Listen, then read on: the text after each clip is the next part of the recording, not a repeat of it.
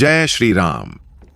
जब रात का सन्नाटा चारों तरफ गहरा जाता है, उस सुनसान रेलवे ट्रैक पर एक भूतिया रेलगाड़ी दौड़ती है, जिसके इंजन से निकली आग की लपटें हवाओं में ठिठुरन पैदा करती हैं। उसकी सीटी नहीं, बल्कि एक हड्डियां चीर देने वाली चीख है जो रूह तक कंपा देती है। जो भी उस ट्रेन के सामने आता है, उसकी आंखों के सामने काली परछाइयों का सैलाब उतर आता है। लोग कहते हैं कि उस रेलगाड़ी में बैठने वाले यात्री नहीं बल्कि आत्माएं हैं, जो जीते जागते शरीर छोड़कर मौत की चपेट में आने वालों की आत्माओं को अपने साथ खींच लेती है। जो भी उस डिब्बे में चढ़ता है, उसे अंदर से काटने वाली सिहरन महसूस होती है, जैसे उसके दिल में कोई अदृश्य दानव दांत घोंप रहा हो। ट्रेन के पहिए जैसे जमीन को फाड़ते हैं और उसके नीचे छिपे जाल में फंसे पिशाच हंसते हैं। हवाओं में मिली आवाजें किसी के घुटते हुए चीख और टूटते हुए हृदय की गूंज है। इस ट्रेन का आखिरी स्टेशन मौत है और कोई भी यात्री वहां से वापस नहीं लौटता, बल्कि उसकी आत्मा वहीं ट्रेन में बंध जाती है, सदियों के लिए कैद। इस कहानी में हम उस मौत के तांडव की सच्चाई जानेंगे, जहां हर सफर रूह के अंतिम कड़कते कदमों की गवाही देता है। क्या आप उस रेलगाड़ी की भयानक दुनिया में उतरने की हिम्मत रखते हैं, जहां हर मोड़ पर मौत आपके पीछे छुपी है? इस धरती पर ऐसी जगहें हैं जहां मौन सिर्फ आवाज की अनुपस्थिति नहीं है, यह एक चेतावनी है। हवा में एक हल्की फुसफुसाहट कि कुछ ठीक नहीं है, हड्डियों में एक ठंडक जिसे कोई आग कम नहीं कर सकती, एक भूले हुए परिदृश्य के दिल में, उन खेतों से परे जहां फसलें फिर कभी नहीं उगी और उन जंगलों से परे जहां कोई पक्षी गाने की हिम्मत नहीं करता। वहां रेलवे ट्रैक का एक हिस्सा था, जंग लगा हुआ, भागों में टूटा हुआ, काई और यादों से ढका हुआ। यह एक ऐसे गांव में सोए हुए सांप की तरह पड़ा था, जिसके ज्यादातर नक्शे पहले ही मिट चुके थे। और हालांकि ट्रेनें बहुत पहले ही बंद हो चुकी थीं, फिर भी उस ट्रैक पर कुछ चल रहा था, कुछ ऐसा जो कब्र की ठंडक को सांस लेता था और खोखली हड्डियों के बीच से हवा की तरह रोता था। गांव का नाम राटपुर था और इसके लोग सिर झुकाए और दिल भारी करके चलते थे। ज्यादातर युवा पहले ही भाग चुके थे और बूढ़े ज्यादा बात नहीं करते थे, जब तक कि वे नशे में या पागल ना हो। हवा में एक भार था जो कभी कम नहीं होता था, चाहे सूरज कितना भी चमकीला क्यों ना हो या कितनी भी हल्की बारिश क्यों ना हो। और यह सब शुरू हुआ उस ट्रेन से। कोई नहीं जानता कि कहानियां पहली बार कब शुरू हुई, शायद दशकों पहले, शायद सदियों पहले, लेकिन सभी को चीखें याद थीं। इंसानों की नहीं, बल्कि कुछ ऐसी जो इंसानों जैसी लगती थीं, जैसे आत्माएं किसी सुरंग में चीर दी जा रही हों, जो इतनी अंधेरी हो कि कोई भगवान भी न देख सके। हर कुछ महीनों में चांदनी रात में हवा शांत हो जाती थी, जानवर छिप जाते थे, पेड़ हिलना बंद कर देते थे और फिर चीख आती थी। ट्रेन की सीटी, लेकिन वह नहीं जो आप शहरों में सुनते हैं। यह कुछ और ही था। ऐसा लग रहा था जैसे मौत खुद तारों पर जंजीरें खींच रही हो। सीटी आधी रात से पहले आई। कुछ ने दावा किया कि यह पहाड़ियों के पार से गूंजी थी, दूसरों ने कहा कि यह भूमिगत से आई थी, लेकिन वे सभी एक बात पर सहमत थे, जिसने भी ट्रेन देखी वह कभी वैसा ही नहीं लौटा। कुछ पागल हो गए, कुछ दिन बाद जंगलों में नग्न घूमते पाए गए। उनकी आंखें चौड़ी थीं, जीभ कटी हुई थी, अन्य बस गायब हो गए, मानो ट्रेन ने उन्हें जिंदा ही खा लिया हो। गांव वालों में दीपक नाम का एक आदमी था, जो एक स्कूल शिक्षक था, जो शहर में अपनी नौकरी खोने के बाद अपने पैतृक गांव लौट आया था। वह शांत, दयालु और जिज्ञासु था।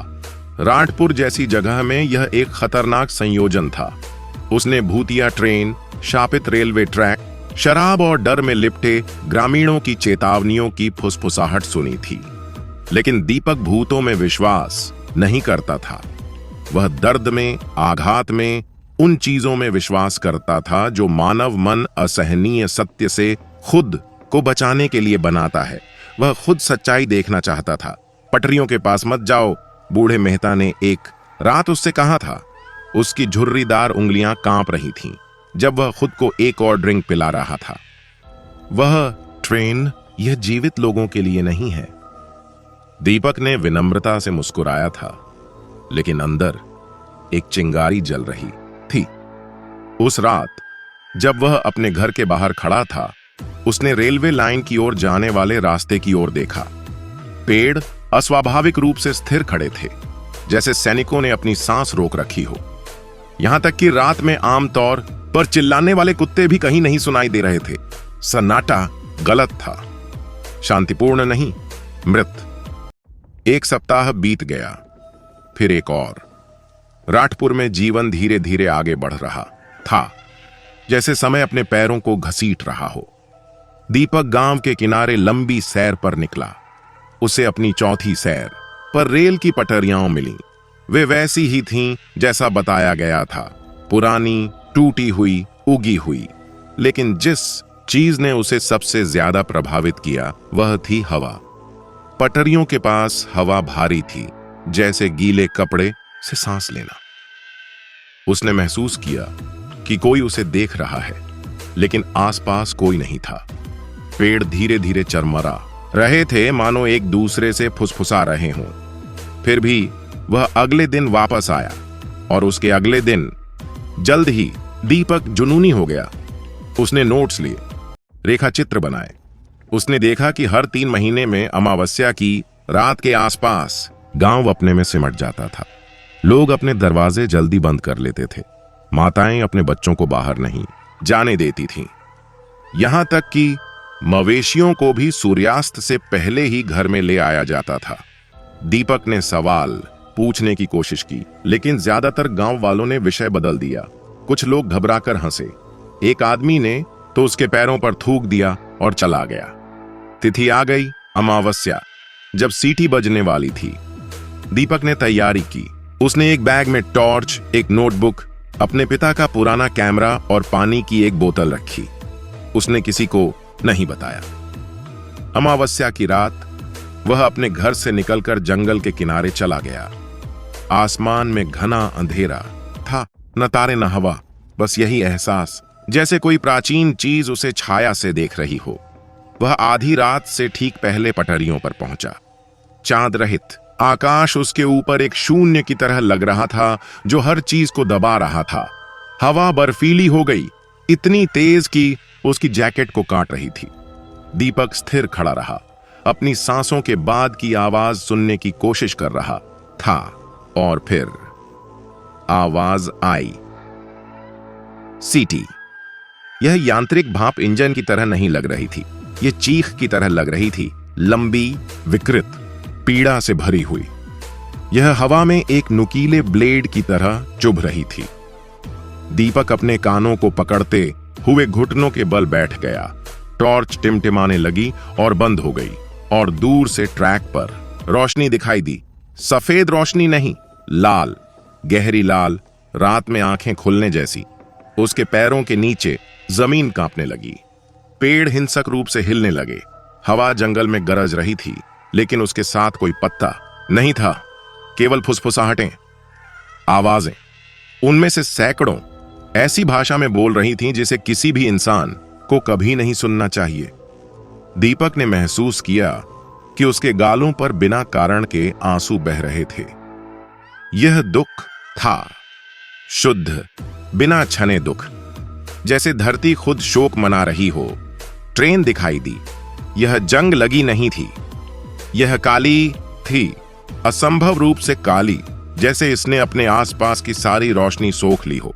इंजन से धुआं निकल रहा था जो चेहरे में बदल गया था, रोते हुए, चीखते हुए, हंसते हुए। खिड़कियां अंदर से धुंधली थीं, लेकिन उनके भीतर आकृतियां हिल रही थीं। लोग नहीं, चीजें, कुछ ऊंचे, कुछ रेंगते हुए, कुछ केबिन के फर्श पर खुद को घसीटते हुए। और आवाज अब सिर्फ सीटी नहीं, बल्कि धातु की घिसटने की आवाज, जंजीरों के घिसने की आवाज, अंदर की दीवारों से किसी चीज के टकराने की आवाज। दीपक को अपनी आंखों के पीछे दबाव महसूस हुआ, जैसे उसकी खोपड़ी फट जाएगी। उसने हिलने की कोशिश की, लेकिन उसका शरीर मना कर रहा था। वह जम गया था। ट्रेन उसके पास धीमी हो गई। लगभग ऐसा लगा जैसे उसे उसका एहसास हो गया हो। लाल बत्तियां और चमक उठी। खिड़कियों में से एक खुली और उस संक्षिप्त भयावह क्षण में उसने एक चेहरा देखा, उसका अपना, पीला, खून से लथपथ, मुंह सिल दिया हुआ। अंतहीन भय में आंखें खुली हुई। फिर ट्रेन चल पड़ी, तेज तेज। जैसे ही वह उसके पास से गुजरी, उसने खिड़कियों से छायाएं बाहर निकलती देखी, निराकार, ऐंठती हुई चीजें जो जंगल में गायब हो गईं। हवा फिर चीखों से भर गई। कुछ ने मदद की, भीख मांगी, कुछ ने हंसा, कुछ ने उसका नाम पुकारा और फिर सब चला गया। शांति लौट आई, लेकिन शांति नहीं। पेड़ कांप उठे। दीपक सांस फूलने लगा, पसीने से लथपथ होकर जमीन पर गिर पड़ा। उसका कैमरा टूट गया, नोटबुक फट गई, टॉर्च पिघल गई। ऐसा लगा जैसे वास्तविकता ही एक पल के लिए विकृत हो गई हो। वह लड़खड़ाता हुआ गांव लौटा, भोर से ठीक पहले पहुंचा। कोई भी उसकी मदद करने नहीं आया, कोई भी उससे बात नहीं करता था। लेकिन वे जानते थे, वे सभी जानते थे कि वह कहां था। उसने फिर कभी नहीं पढ़ाया, उसने फिर कभी नहीं लिखा। और हालांकि वह राटपुर में रहा, वह कभी भी वैसा आदमी नहीं रहा, क्योंकि उसने इसे देखा था, मौत की ट्रेन, और अब इसने भी उसे याद किया। उस रात के बाद की खामोशी दीपक से गीली त्वचा की तरह चिपकी रही। वह मुश्किल से सो पाया। जब सोया तो वह उथला था, स्थिर, लाल रोशनी में भीगे सपनों और काले शीशे में पिघलते चेहरों से भरा हुआ। सीटी की आवाज अभी भी उसके दिमाग में गूंज रही थी, एक याद की तरह कम, ज्यादा कुछ ऐसा जो उसके अंदर घर कर गया था। दिन के उजाले में भी वह अपनी रीढ़ पर इसकी पकड़ महसूस कर सकता था। उसने खिड़की से ज्यादा देर तक आगे न बढ़ने की कोशिश की। डर था कि वह अपने चेहरे की वही खून से सनी हुई छवि देख लेगा जो किसी प्रेत ट्रेन के धुंधले शीशे से घूर रही होगी। लेकिन डर की एक अजीब आवाज होती है, कभी वह चीखता है, कभी फुसफुसाता है। और दीपक के मामले में यह सबसे क्रूर तरीके से फुसफुसाता है। पास आओ, तुम इसे पहले ही देख चुके हो, क्या तुम इसे अब समझना नहीं चाहते? उसने सामान्य होने की कोशिश की। तुलसी के पौधे को पानी देना, एक बूढ़े ग्रामीण की बाढ़ की मरम्मत में मदद करना, गली के कुत्तों को खाना खिलाना। लेकिन हवा में हर आवाज, चाहे वह बच्चे की चीख हो या मुर्गे की आवाज, थोड़ी अजीब सी लग रही थी, बेसुरी, जैसे टूटे हुए स्पीकर से वास्तविकता बज रही हो। उसे सुबह 3 बजे के आसपास अपने दरवाजे पर हल्की दस्तक सुनाई देने लगी। तेज आवाज नहीं, बस उसे हिलाने के लिए काफी। लेकिन जब उसने दरवाजा खोला तो वहां कुछ भी नहीं था। हवा नहीं, पैरों के निशान नहीं, कोई जानवर नहीं, बस ठंडी हवा और यह एहसास कि कोई उसे देख रहा था। पहली मुठभेड़ के 5वीं रात को उसने आखिरकार हार मान ली। उसे वापस जाने की जरूरत थी। उसे यह जानने की जरूरत थी कि क्या यह सच में हुआ था या उसके दिमाग ने उसे धोखा दिया था। इसलिए एक बार फिर किसी से कुछ कहे बिना उसने हल्का सा सामान पैक किया। इस बार एक मंद लालटेन ली, कोई बैटरी नहीं, और उसी निर्जीव जंगल में चला गया। उसने देखा कि पेड़ बदल गए थे, सूक्ष्म रूप से। उनकी छाल फटी हुई लग रही थी, जैसे उन्हें जला दिया गया हो, और उनकी शाखाएं रेलवे लाइन की ओर अस्वाभाविक रूप से मुड़ी हुई थीं, जैसे काली भुजाएं किसी निषिद्ध चीज को छूने की कोशिश कर रही हों। जैसे ही वह ट्रैक के पास पहुंचा, उसने फिर से इसे सुना। पहले तो हल्की सी आवाज आई, जैसे कोई कंक्रीट पर लोहे की जंजीरें खींच रहा हो। फिर फुसफुसाहटें आईं, एक नहीं, दो नहीं, दर्जनों, शायद सैकड़ों, नर, मादा, बच्चे। लेकिन उनमें से कोई भी उस तरह से नहीं बोल रहा था जिसे वह समझ सके। भाषा गले से निकली हुई परतदार दुख और क्रोध से लथपथ थी। आवाज उसके चारों ओर रेंगती हुई उसके कानों से होते हुए उसके गले से नीचे चली गई। एक पल के लिए उसे लगा कि वह सांस नहीं ले पा रहा है। सीटी आई, इस बार ज्यादा तेज, लंबी, चीख नहीं बल्कि एक गहरी प्राचीन गर्जना, जैसे धरती के नीचे से कुछ सदियों बाद जाग रहा हो। वह ट्रैक के करीब गया। धरती उसके नीचे कांपने लगी। वह महसूस कर सकता था कि कंपन उसके पैरों के तलवों से उसकी छाती तक रेंग रही है। और फिर ट्रेन आ गई। यह अंदर नहीं आई, यह हिंसक तरीके से अंदर आई, जैसे कि यह रात के ताने बाने को चीर रही हो। इंजन के गुजरते ही चीखने की आवाज आई। हवा में चिंगारी उड़ी जो आग की तरह नहीं गिर रही थी, बल्कि मरते हुए तारों की तरह तैर रही थी। दीपक लड़खड़ाते हुए पीछे लौटा, क्योंकि हवा उसके पास से गुजरी। लेकिन यह सामान्य हवा नहीं थी, यह बर्फीली थी और यह बोल रही थी। यह एक साथ शाप, प्रार्थना और माफी की आवाज निकाल रही थी। उसने ऊपर देखा। पहले कुछ डिब्बों की खिड़कियां पहले की तरह ही धुंधली थीं, लेकिन फिर एक एक करके धुंध छूट गई। तापमान की वजह से नहीं, बल्कि इसलिए कि हर डिब्बे के अंदर कुछ उन्हें अंदर से साफ कर रहा था, लंबे कंकाल जैसे हाथों से। दीपक ने उन्हें देखा। आत्माएं, फटी हुई पीली बिखरी हुई आत्माएं, विंडशील्ड पर कीड़ों की तरह कांच से दबी हुई। उनकी आंखें काली हो गई थीं। उनके मुंह धीमी अंतहीन चीखों में खुल गए। उनसे कोई आवाज नहीं आई, लेकिन किसी तरह उसने उन्हें सुना। अपने कानों से नहीं, अपनी हड्डियों से। वे फंसे हुए थे। वह कांपते हुए पीछे हट गया, लेकिन नजरें नहीं हटा सका। ट्रेन पहले से धीमी गति से आगे बढ़ती रही और डिब्बों पर नंबर नहीं थे। इसके बजाय उनके किनारों पर प्रतीक जलाए गए थे, अज्ञात रून जो रक्त के रंग की रोशनी से चमकते हुए लग रहे थे। एक डिब्बे में कोई दीवार नहीं थी, बस अंदर एक विशाल काला गड्ढा था, जहां छायाएं अंतहीन रूप से चक्कर लगा रही थीं। दूसरा डिब्बा विक्टोरियन डाइनिंग हॉल जैसा लग रहा था। फिर भी इसकी मेज पर शादी के गाउन और टक्सीडो पहने लाशें बैठी थीं। उनकी आंखों के गड्ढों से कीड़े निकल रहे थे।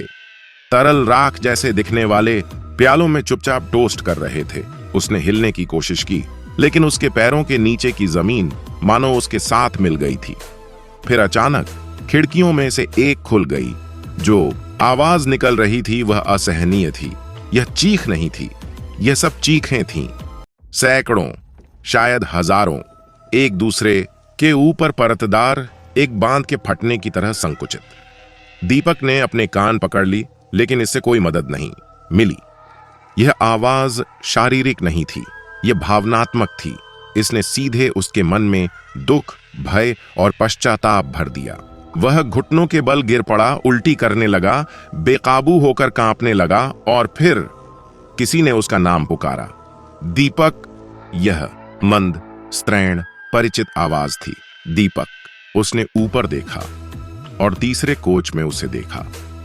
यह सोनल थी, उसकी बहन।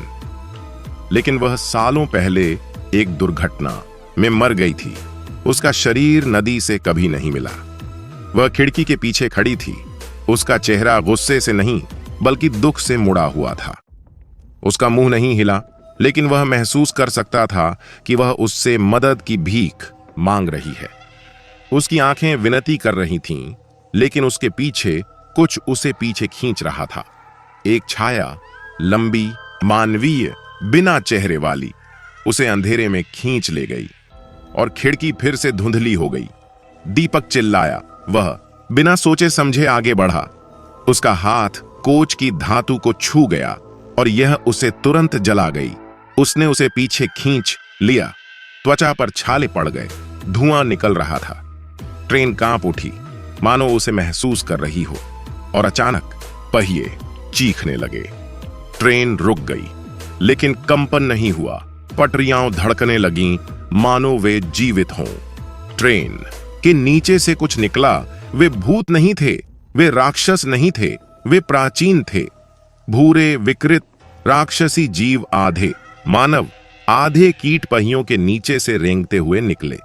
उनकी आंखें बीमार पीले रंग की चमक रही थीं।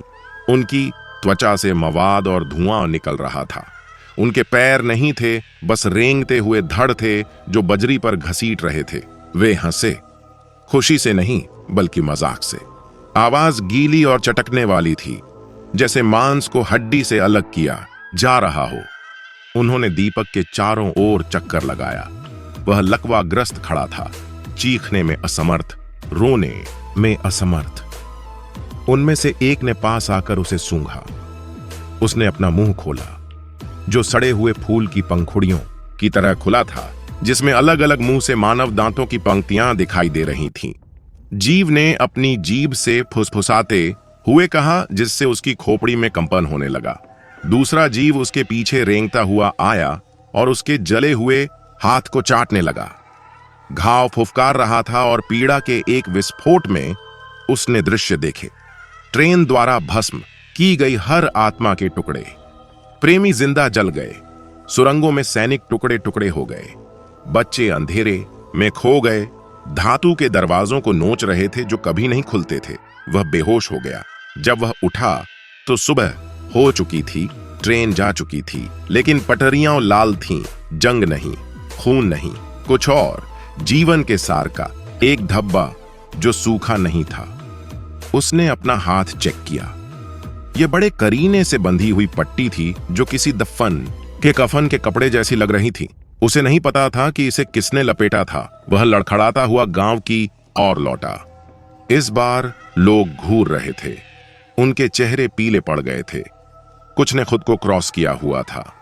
एक महिला घुटनों के बल गिर गई और रोने लगी।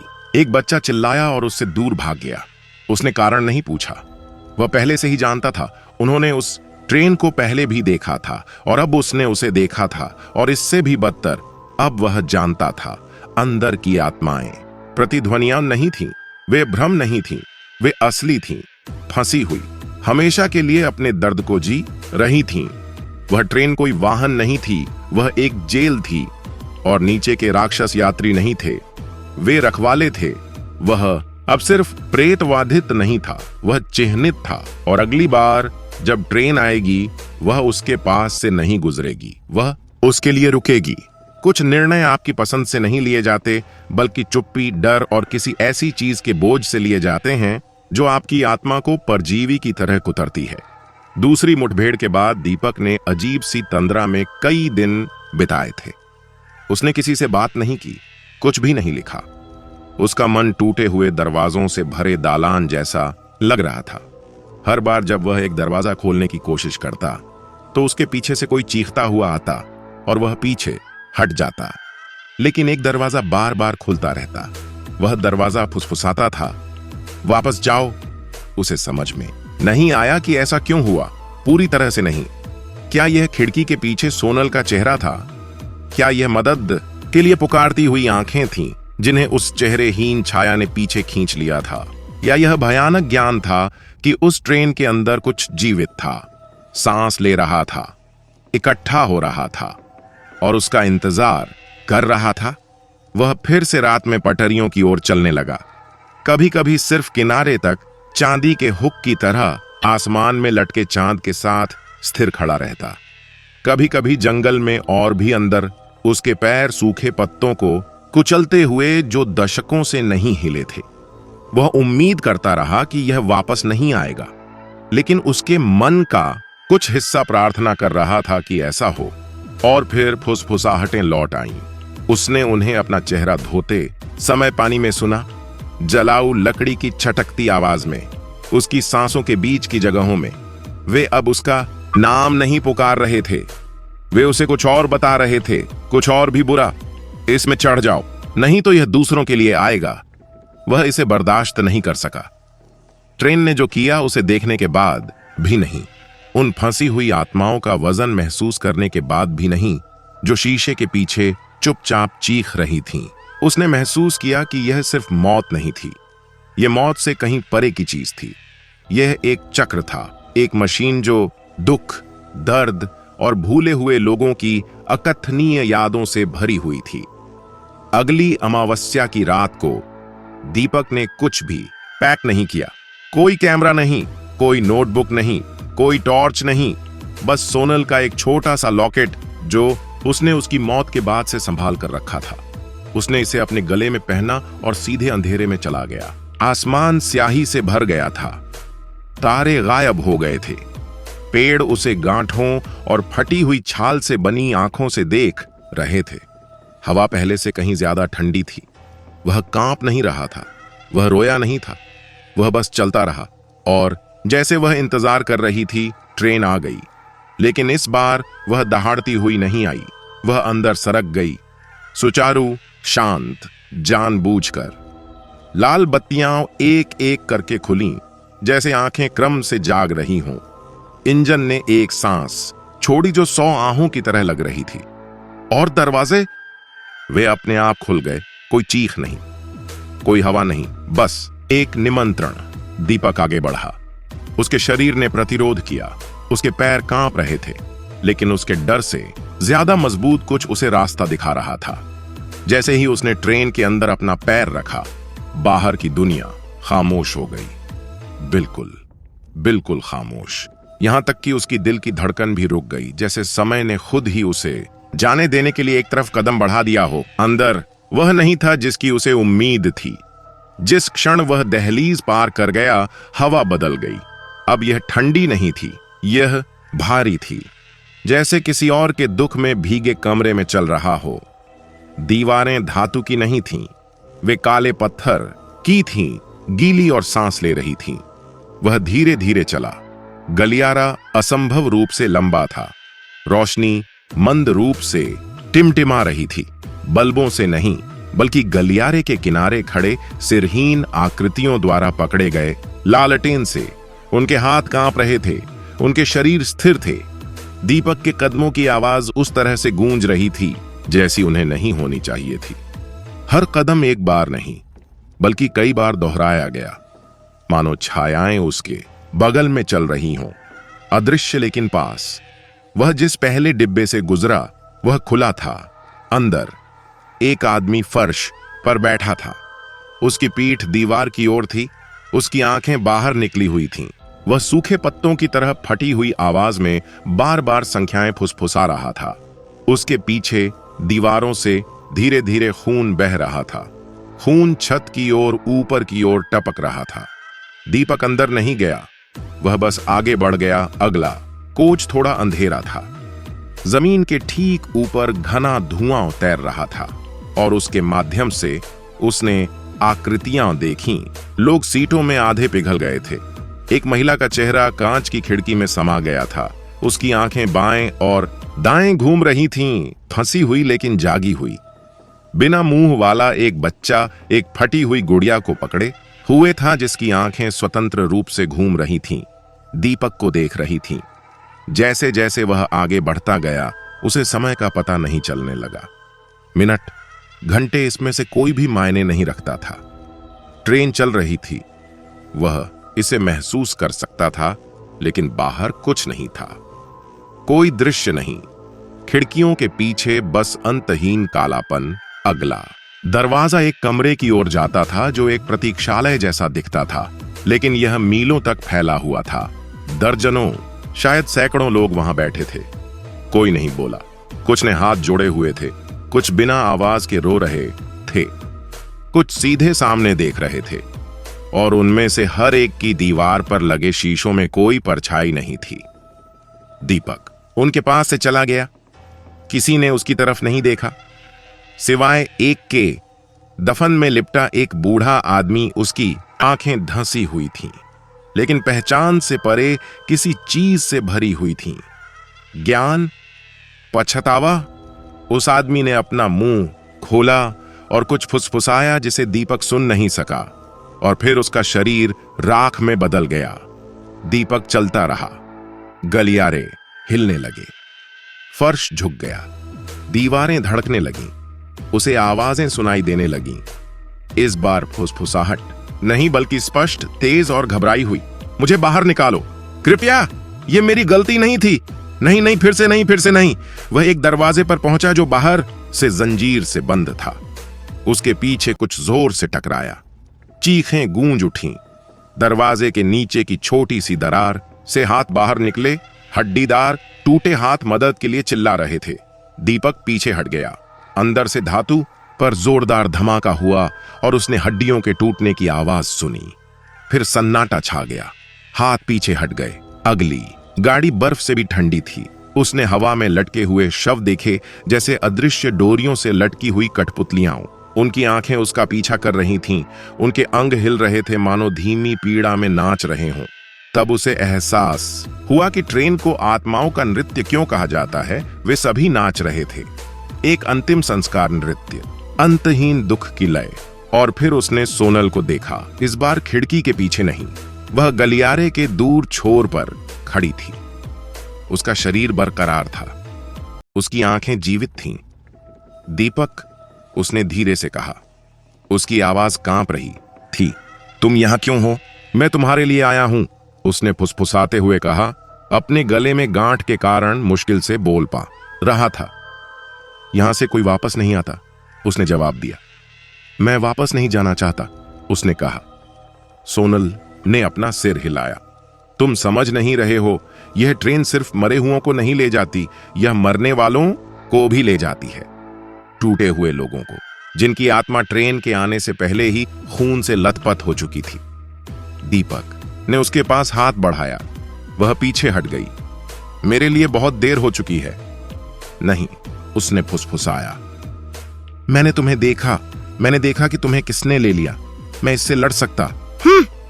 उसका चेहरा दर्द से तड़प उठा। तुम कंडक्टर से नहीं लड़ सकते? उसके पीछे से एक गहरी हंसी गूंजी। वह धीरे से मुड़ा और वहां खड़ा था, फटी हुई काली वर्दी पहने, बिना नाम वाली टोपी पहने, कंडक्टर। उसका चेहरा पीला, बिना आंखों वाला, मुंह एक क्रूर मुस्कान में सिल दिया हुआ था। वह नहीं चला, वह तैरता रहा। तुम बैठ गए हो, कंडक्टर ने एक नहीं बल्कि कई आवाजों में कहा। परतों वाली, ओवरलैपिंग वाली, घुटन भरी। क्यों? दीपक ने कांपते हुए पूछा। कंडक्टर ने और भी मुस्कुराया। टांके थोड़े से फट गए। क्योंकि तुमने सवाल पूछा, क्योंकि तुमने दरवाजा खोला, क्योंकि तुम उत्सुक थे। और जिज्ञासा हमें पोषण देती है। उसने अपना हाथ उठाया और ट्रेन की दीवारें कराह उठीं। पूरा कोच हिल गया, खिड़कियां खुल गईं और बाहर पहली बार दीपक ने इसे देखा। आखिरी स्टेशन, लेकिन यह कोई जगह नहीं थी। यह एक शून्य था, छायाओं, चीखों और गिरती आत्माओं का एक घूमता हुआ गड्ढा। आसमान में एक विशाल काला भंवर, रोशनी, यादें, आवाजें निगल रहा था। इसने सब कुछ अपने अंदर समा लिया। ट्रेन अब तेजी से आगे बढ़ी, उसकी ओर तेजी से बढ़ रही थी। वहां से कोई वापस नहीं आता, सोनल ने कहा। उसकी आवाज अब खोखली हो गई थी। दीपक को लगा कि उसका दिल पहले से कहीं ज्यादा तेजी से धड़क रहा है। ट्रेन और भी तेज कराहने लगी। कंडक्टर ने मंत्रोच्चार करना शुरू कर दिया। छायाएं उसके चारों ओर नाच रही थीं। उसने सोनल की तरफ देखा। क्या तुम मेरे साथ चलोगी? वह कमजोर मुस्कान के साथ बोली। मैं कभी नहीं गई। फिर वह टूट गई, जैसे कांच ध्वनि से टकराया हो, और दीपक चिल्लाया। ट्रेन चीखी, शून्य खुल गया, और तब उसे पता चला यह मृत्यु नहीं थी। यही मृत्यु समाप्त हो गई थी, जहां भूली हुई आत्माएं हमेशा के लिए मिट गई थीं। अंतिम स्टेशन, वह अंतिम स्थान जहां नाम मिट जाते हैं, रूप विलीन हो जाते हैं, और जो कुछ बचता है वह है अंतहीन दर्द। उसने भागने की कोशिश की, लेकिन मंजिल गायब हो गई। वह आगे की ओर गिर गया, अंतिम अंधकार में। जब दीपक ने अपनी आंखें खोलीं, तो उसे यकीन नहीं था कि वे खुली भी हैं या नहीं। अंधेरा पूरा था। यह रात या बिना रोशनी वाले कमरे जैसा नहीं था। यह गहरा था, जैसे समय के अभाव में जिंदा दफन हो जाना। वह देख नहीं सकता था, हिल नहीं सकता था, अपनी सांस भी महसूस नहीं कर सकता था। लंबे समय तक कुछ भी नहीं था, बस सन्नाटा। शांतिपूर्ण नहीं, बल्कि ऐसा जो बिना आवाज के आप पर चिल्लाता हो। उसे नहीं पता था कि वह वहां कितने समय से था। मिनट, घंटे, जीवन। उसका आत्मबोध खत्म होने लगा था। उसे यकीन नहीं था कि वह अब कौन है, या इससे पहले उसका कभी अस्तित्व था भी या नहीं। लेकिन फिर उसने उन्हें सुना। चीखें, वे हर जगह से और कहीं से भी आ रही थीं, जैसे अदृश्य दीवारों से टकराती हुई लहरें। कुछ जोरदार और हताश थीं, कुछ उन लोगों की धीमी थकी हुई सिसकियां थीं जो बहुत लंबे समय से चिल्ला रहे थे। पुरुष, महिला, युवा, बूढ़े, इससे कोई फर्क नहीं पड़ता था। उन सभी में एक बात समान थी, असहनीय दर्द। ये मरते हुए लोगों की चीखें नहीं थीं, ये उन लोगों की चीखें थीं जो कभी मर नहीं सकते थे, पीड़ा के ऐसे गहरे चक्र में फंसे हुए थे जो उनकी पहचान बन गया था। और फिर रोशनी, मंद, टिमटिमाती हुई, एक ब्रह्मांड के आकार की गुफा में एक माचिस की तरह। दीपक फिर से ट्रेन के फर्श पर लेटा हुआ था, लेकिन यह बदल गया था।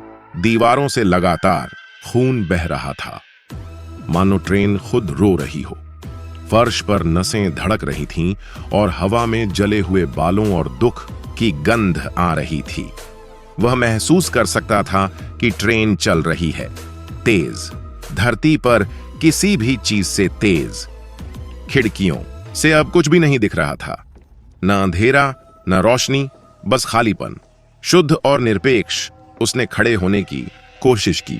उसके पैर कमजोर थे, उसका शरीर थका हुआ। उसे लगा जैसे उससे कुछ छीन लिया गया हो, बलपूर्वक बाहर निकाला गया हो। शायद उसकी ताकत, शायद उसकी आत्मा। वह गलियारे से लड़खड़ाता हुआ गुजरा, सहारे के लिए दीवार को पकड़ता हुआ। यह एक मरते हुए जानवर को थामे हुए होने जैसा था, गर्म, चिपचिपा, कांपता हुआ। लालटेन गायब हो चुकी थीं। उनकी जगह नीली आग की जीभें हवा में तैर रही थीं, मृतकों के नाम फुसफुसाते हुए ऐसी भाषाओं में जिन्हें वह पहचान नहीं पा रहा था। उसने उनमें अपना नाम सुना, बार बार, दीपक, दीपक, दीपक। वह अकेला नहीं था, अन्य आत्माएं भी वहां थीं। वे खोखली आंखों से उसे घूर रहे थे, उनके चेहरे पीड़ा से विकृत हो गए थे, उनके मुंह खामोश चीखों में खुले हुए थे। उनमें से कुछ के पैर अब नहीं थे, कुछ के दर्जनों थे, कुछ तैर रहे थे। अन्य लोग टूटे हुए अंगों को घसीटते हुए रेंग रहे थे, जो फर्श पर छाया के निशान छोड़ रहे थे। वे अब इंसान नहीं थे, लेकिन उनकी आंखें अभी भी भीख मांग रही थीं। मदद करो, हमें बचाओ, हमें बाहर निकालो। वह एक दरवाजे की ओर भागा और उसे खोलने की कोशिश की, बंद। वह अगले दरवाजे की ओर भागा, जंजीरों में जकड़ा हुआ। वह चिल्लाया और दीवारों पर मुक्का मारा, लेकिन ट्रेन को कोई परवाह नहीं थी। वह चलती रही और फिर उसने सोनल को फिर से देखा, लेकिन अब वह उनमें से एक थी। उसके बाल धुएं की तरह उसके चारों ओर तैर रहे थे। उसकी आंखें कांच की तरह चमक रही थीं और दर्द से भरी हुई थीं। उसका शरीर टिमटिमा रहा था, जीवित, मृत, फिर से जीवित। वह कुछ नहीं बोली, वह बस उसे देखती रही। और उस घूरने में दीपक को कुछ भयावह बात समझ में आ गई। वह अब यात्री नहीं था, वह ट्रेन का हिस्सा था। यह अब यात्रा नहीं थी, यह एक वाक्य था। उसने हीरो बनने की कोशिश की थी, उसे बचाने की कोशिश की थी, लेकिन ट्रेन कभी उसे पकड़ने नहीं आई थी, यह जाल में फंसाने आई थी। यह उन लोगों को पालती है जो सत्य की तलाश करते हैं, जो उत्तरों का पीछा करते हैं, और यह उनकी जिज्ञासा को अनंत कारावास से पुरस्कृत करती है। जैसे जैसे वह एक कोच से दूसरे कोच में जाता गया, चीखें तेज होती गईं। आत्माएं अब सिर्फ बैठी नहीं थीं, वे नाच रही थीं, मुड़ रही थीं, टकरा रही थीं, खुद को चीर रही थीं और फिर से बनने और चक्र को दोहराने के लिए अलग हो रही थीं। एक आदमी ने अपनी छाती चीर कर एक धड़कता हुआ दिल निकाला, जो उसके हाथों में धूल में बदल गया। एक महिला तब तक हंसती रही जब तक उसका जबड़ा टूट कर गिर नहीं गया।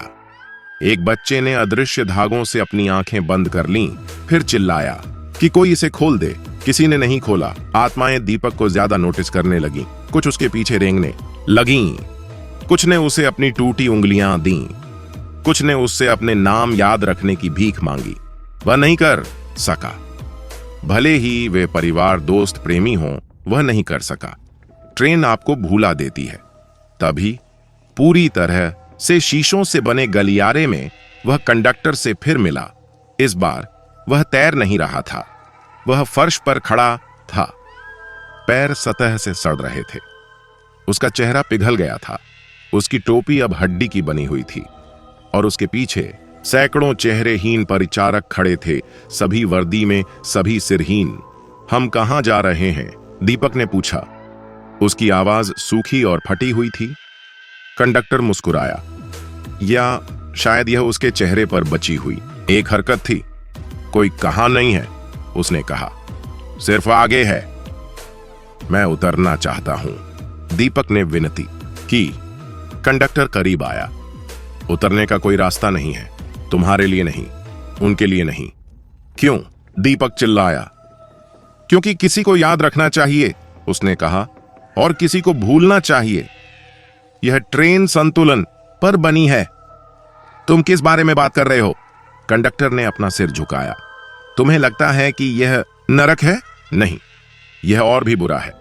नरक खत्म हो जाता है, यह खत्म नहीं होता। उसके पीछे सिरहीन परिचारक हंसे, एक गहरी परतदार हंसी जो हड्डियों पर चाकू घसीटे जाने जैसी लग रही थी। सच? कंडक्टर ने फुसफुसाया। तुम सच जानना चाहते हो? उसने अपनी उंगलियां चटकाईं। ट्रेन रुकी। पहली बार दरवाजे बाहर की ओर खुले। दीपक को आगे की ओर धकेला गया, धीरे से, हाथों से नहीं बल्कि फुसफुसाहटों से। वह एक ऐसे प्लेटफॉर्म पर उतरा जो शून्य में तैरता हुआ लग रहा था। इसके नीचे लाखों आत्माएं प्रकाश की किरण में धूल की तरह तैर रही थीं। ऊपर जलते हुए चंद्रमाओं से भरा आकाश जो हर कुछ सेकंड में चीख रहा था, और उसके सामने अंतहीन पटरियां, एक अनंत लूप, आगे नहीं पीछे नहीं, बस चारों ओर। यह कोई ट्रेन नहीं है, कंडक्टर ने उसके पीछे कहा। यह दर्द का चक्र है, फंसे हुए कर्मों का चक्र। हर बार जब कोई अन्यायपूर्ण तरीके से मरता है, हर बार जब किसी आत्मा को शांति नहीं मिलती, इस ट्रेन में एक नया कोच जुड़ जाता है। हर बार जब कोई याद दुख में दब जाती है तो एक नई आत्मा चढ़ जाती है। दीपक ने डर कर देखा। तुम मुझे बता रहे हो कि यह सब कभी नहीं रुकेगा? कंडक्टर ने सिर हिलाया।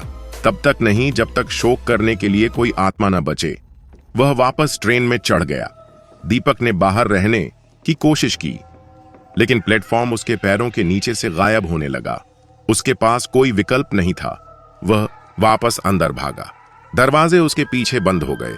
चीखें तेज होती गईं, और फिर कुछ नया शुरू हुआ। एक नई आत्मा ट्रेन में चढ़ी। उसने देखा, आधुनिक कपड़ों में एक महिला, भ्रमित, रोती हुई, अपने बच्चे की तस्वीर पकड़े हुए।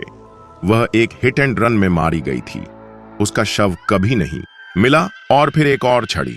एक आदमी, भ्रमित, उसके सीने में गोली का घाव, और एक लड़का जो डूब गया था, बाढ़ वाली सड़क पर अपनी खोई हुई गेंद की तलाश कर रहा था। वे आते रहे, और भी हर कोई समापन की तलाश में था। हर कोई शांति की तलाश में था।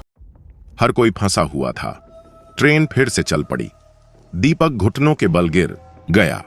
अब उसे पता चल गया था। उसे सच्चाई पता थी। यह उसकी कहानी नहीं थी, यह कभी नहीं थी, यह उनकी कहानी थी। और वह हजारों की भीड़ में सिर्फ एक और चीख थी। उसने दीवार पर कुछ लिखने की कोशिश की, एक चेतावनी, एक नाम, लेकिन ट्रेन ने उसे निगल लिया, उसे मिटा दिया। और इसलिए दीपक ने लड़ना बंद कर दिया। वह कोने में बैठ गया और दूसरों के साथ चिल्लाया। और अगर आपको कभी आधी रात को सीटी की आवाज सुनाई दे जो किसी असली ट्रेन की नहीं है, तो उसे मत ढूंढिए, उसका पीछा मत कीजिए, क्योंकि अगर आप ऐसा करेंगे तो आप बहुत करीब आ जाएंगे और आपके लिए दरवाजे खुल सकते हैं। और एक बार जब आप चढ़ जाएंगे तो आप कभी वापस नहीं आएंगे। आप बंदी आत्माओं की अंतहीन चीखों में सिर्फ एक और प्रतिध्वनि बन जाएंगे। हमेशा मौत की ट्रेन में सवार, हमेशा के लिए भुला दिए गए, हमेशा के लिए खो गए। तो अब आप जानते हैं, ट्रेन सिर्फ मृतकों को ही नहीं ले जाती, यह उनका दर्द, उनकी चीखें और उनका अधूरा अंत भी ले जाती है। दीपक को लगा कि वह जवाब खोज रहा है, लेकिन सच तो यह है, कुछ दरवाजे कभी नहीं खोलने चाहिए, कुछ ट्रेनों में कभी नहीं चढ़ना चाहिए। और एक बार जब आप अंदर कदम रखते हैं, आप दुनिया को पीछे नहीं छोड़ते, दुनिया आपको छोड़ देती है। अगर आपको कभी रात के अंधेरे में सीटी सुनाई दे और आपको लगे कि ठंडी हवा आपकी गर्दन से गुजर रही है, पीछे मुड़कर ना देखें। क्योंकि एक बार जब ट्रेन आपको चुन लेती है तो वह कभी नहीं भूलती और न ही आप भूलेंगे जब तक आप उसकी चीखों में से एक नहीं बन जाते। यह डेथ ट्रेन का आत्माओं का नृत्य था। भाग 4, बंदी आत्माओं की चीखें। अगर आपका दिल अभी भी धड़क रहा है तो हम फिर मिलेंगे अगले दुःस्वप्न में।